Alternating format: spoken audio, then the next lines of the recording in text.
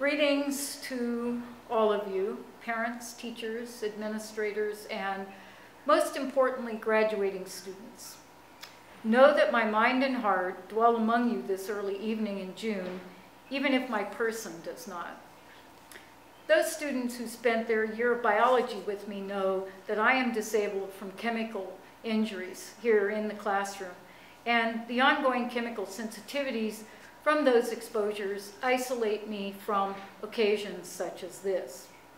You also know me to be someone who engages with technology in a most minimal way, hence the irony that I would seek out a posting on YouTube for my message. Students, you designated me the Teacher of the Year. I thank you for that, a very kind act, as well as you're setting aside the Hall Showcase for Tolerance. For 21 years, this community has supported LGBT students and their friends, and I am so happy to see that tradition continue. So, in return, I offer you the following thoughts collected over the course of these 45 years.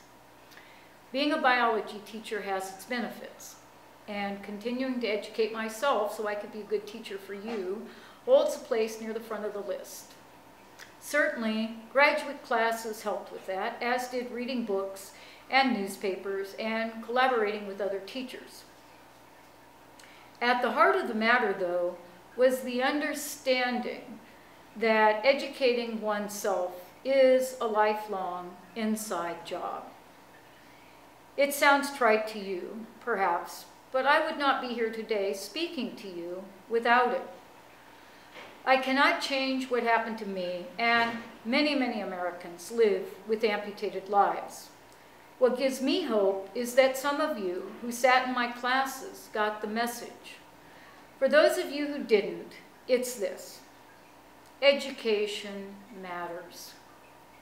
Your life depends on it. Really, it does. And certainly the quality of that life matters. My hope for you, as you leave this high school, is that you value the education you received here and build on it. There is no better way to empower yourself than to go after knowledge. Americans live in dangerous times again.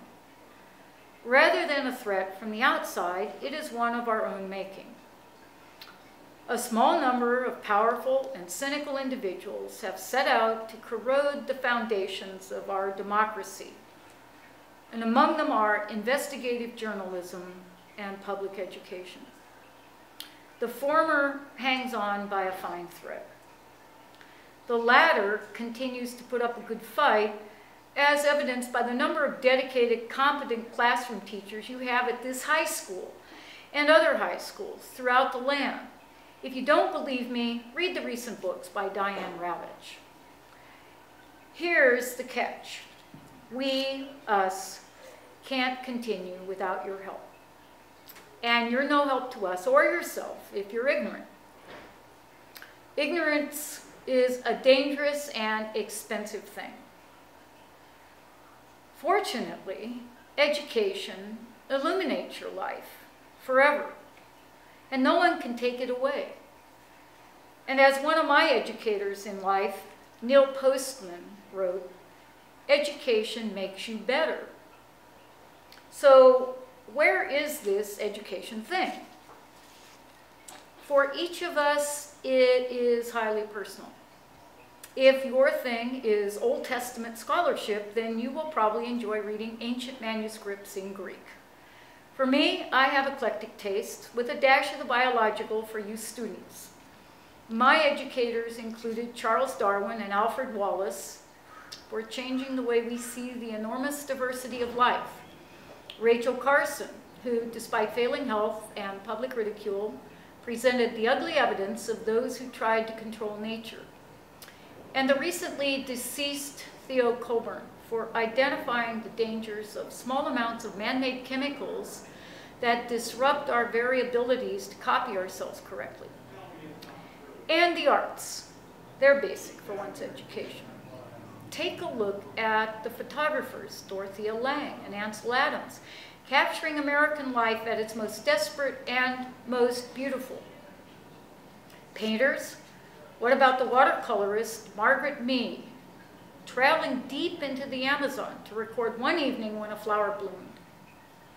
Film's work, Harold and Maude, Wonder Boys, Get Real, Ordinary People, and Aliens, to name a few, blend the serious with the absurd, and some oldies of, yes, television. Northern Exposure, Foyle's War. And start your day with just one cartoon from Gary Larson. I arrived at Culver City High on the shoulders of Joan Baez, Bob Dylan, and Jascha Heifetz, but grew to love Laurie Anderson and Soweto Jive. Education is a very big book. Open it. There's bound to be a chapter or two that you will like. In closing, I need to add a word about point of view. As a long-distance runner, I don't see a finish line. So the ends don't justify the means. Have just means. And start out at a pace you can sustain. Pick away at the rough spots daily. And don't forget the F word, focus. An inspiring teacher and friend, a former teacher of mathematics at Culver High, Dr. Barbara Wells, gave me a book, December of '92, by Marion Wright Edelman. She gave it to me for my education and yours. Author Edelman is the first black woman admitted to the Mississippi Bar and founder and president of the Children's Defense Fund.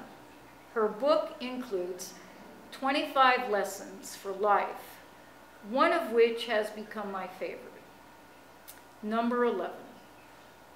She says, sell the shadow for the substance.